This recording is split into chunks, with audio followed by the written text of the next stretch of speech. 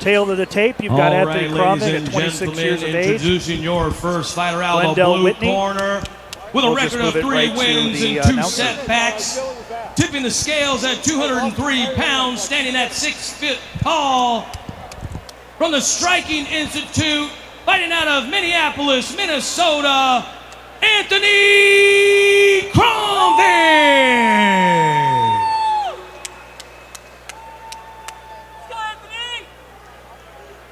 And his opponent fighting out of the red corner with a record of 3 wins and 1 loss, weighing in at 204 pounds, standing at 6 foot tall, representing the welcome mat out of Olathe, Kansas, Glendal Whitney. And your referee for this action is Dancing Dave Doucette. Glendal Whitney, he has got the red, white, and blue spandex on the other side. We got Anthony Kromvig in the blue and black trimmed shorts. These two are going to be 2 wrecking balls right in the center of the cage. Yeah, you got a lot of bone density and muscle with Whitney. Quick left-right punch and a takedown attempt. Couple double jabs from Glendal Whitney and close the distance for the takedown.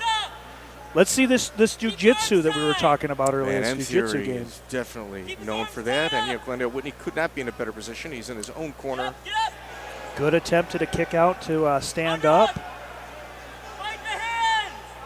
And there's not a lot of concern on Kromvig. He's taking his time. He's being patient. Not in an ideal position, but he's patient. Well, he's got a lot of weight on him right now, and that takes away from you. That can strain on you and wear on you. Going for a guillotine of his own is Anthony Kromvig. I think Glendal Whitney just realized that and stopped that takedown there. Yeah.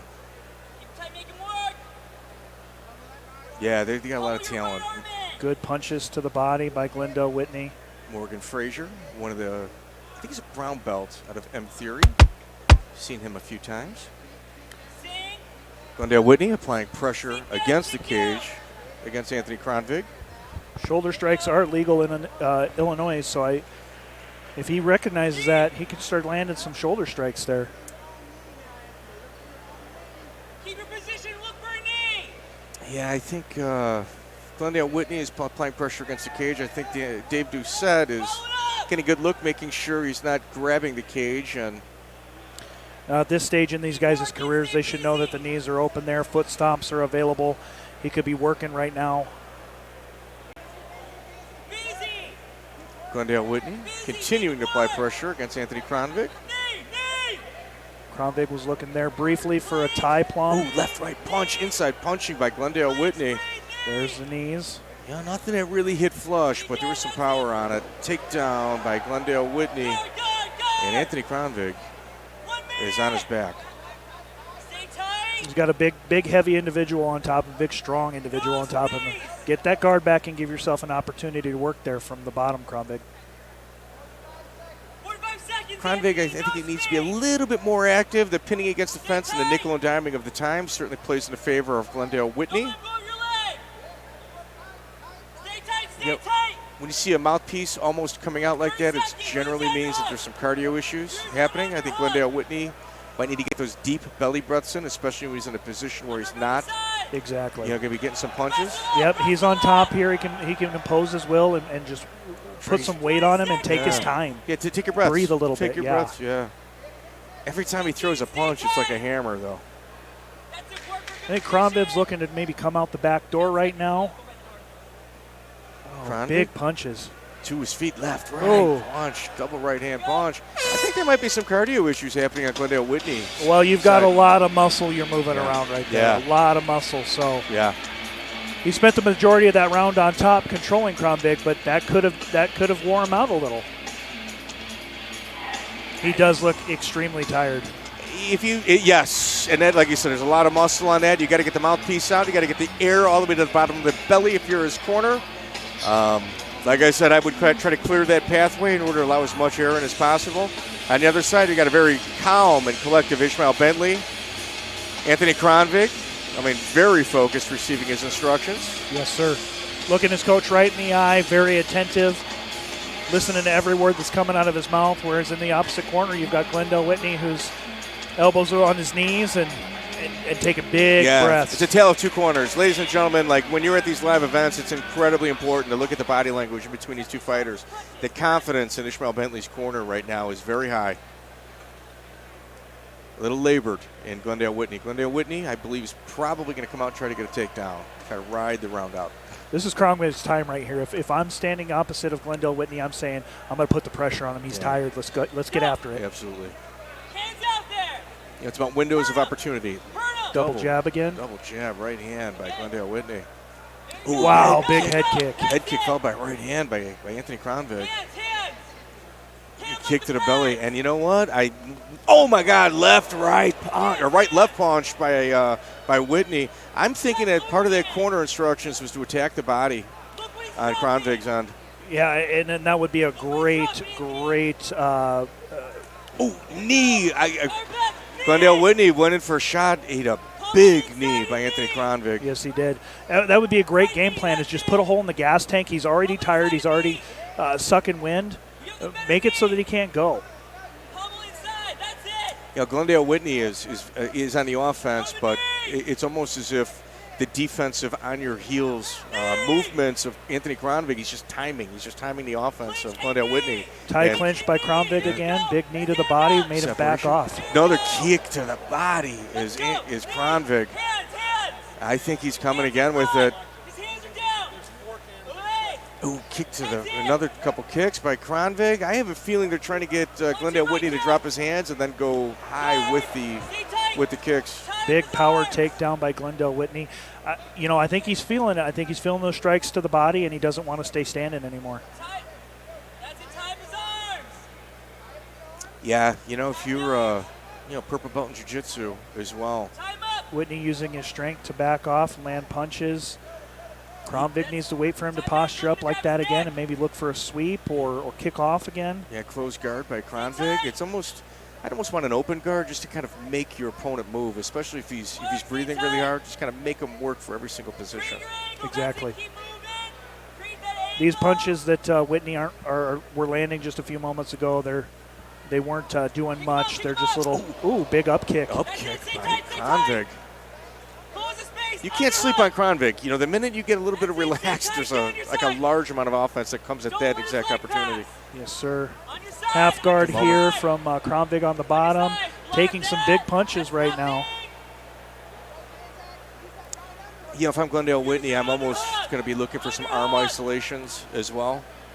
I think that'd be a nice little mix right now if he could pin the arm underneath his right knee against Kromvig. It's extremely surprising that Kromvig is not working to get back to guard, where he's in a less dominant position. He can work for arm bars, triangles, things like that from that position, but he's just kind of content with sitting there. Content. He's getting nickel and dimed on the time in the round as well. He might be down 2 rounds by the end of this. 10 seconds out. Like all of that offense he mounted in the beginning where he was scoring points just got nullified by the ride time of Glendale. You can't spend the entirety of the round on your back and expect to win. No, you can't. I am very interested to see. It's got to be a little sense of urgency in Kromvig's corner. Yeah. Well, and Whitney's demeanor in the corner as well. I want to see exactly how tired he is because, I thought he was tired going into the second round, and he performed well. I mean, power takedowns, good speed on the floor. You learn a lot about an athlete when they're sucking wind, and I don't mean that in the terms of like hands on your knees and being wiped out, but he's labored and he's going out there and performing. Like it's almost like a wrestler mentality. You learn a lot about yourself when you're like that too. Yes. As an athlete, you learn whether or not you want to be here, whether or not you want to do this, and how much you have. Yeah, you call that a W if you're a coach. You got a guy performing pretty well when he's tired. It's sometimes people just kind of collapse and they bend at that moment. Kromvig's already on his feet. He's ready to go. Whitney's still on his stool. Yeah, look at the eye contact. He's trying to get eye contact of Kromvig's trying to get the eye contact of Whitney. Taking a lot of time here in the cage. Yeah, look at slow exit. Was there a little strategy with getting that floor wet? little ice cube gate like in the UFC? I tell you what, if I'm in his corner, I'm saying thank you.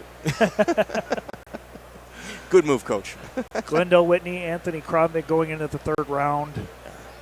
Or Dave Doucette. We're going to get this third round going. Anthony Kromvig's got to have a little sense of urgency. And we start round 3.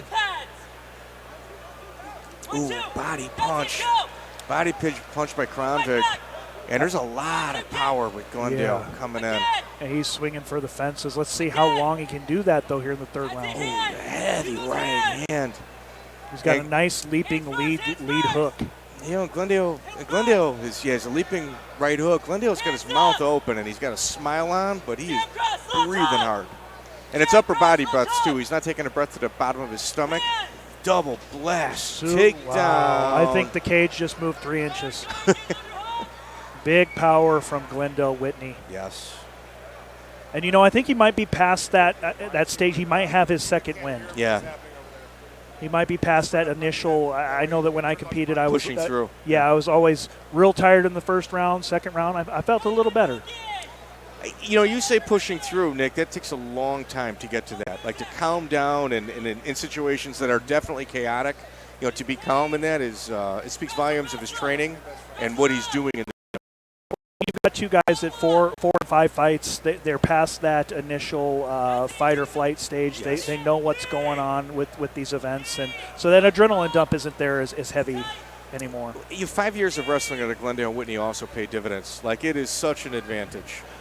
It does, yes, but when you're under these lights in a venue like the Compass Arena, that'll take something out of you. I mean, you get real excited about that. We've got about a little over 1,000 people in attendance, and this venue is spectacular.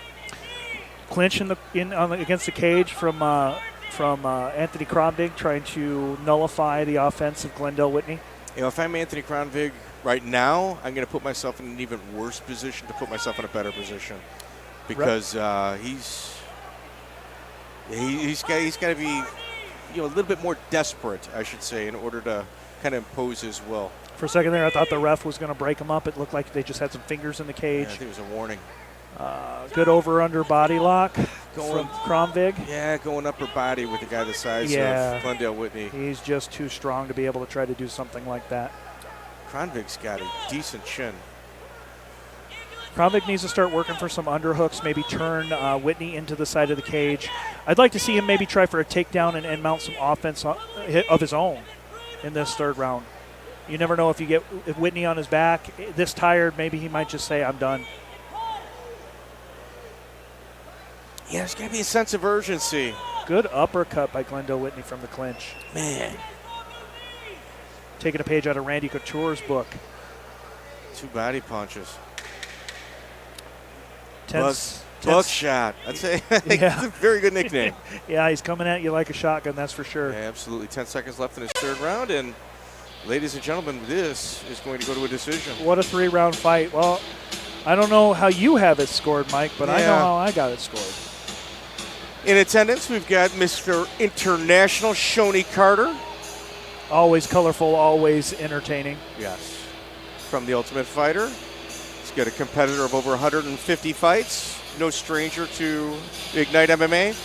Nick, when you're going to a different region, like such as myself when I'm in Minnesota, and I see, even though he's from Canada, I see a guy like Joe Dorkson in the audience, I always get kind of excited because, it's not somebody I see on a regional basis. Shoney Carter, obviously a staple for the old school mixed martial art heads. Oh, absolutely. All right, we're going to make this one official with our ring announcer, Trez Mala. All right, ladies and gentlemen, your winner by unanimous decision out of the red corner, Glendale Buckshot Whitney! Nick, in some of these regional mixed martial arts events, sometimes, the decisions take some time to kind of collect and get together. And, even on a professional level, even at the UFC, sometimes you see a little bit of a delay. This commission has been on top of it.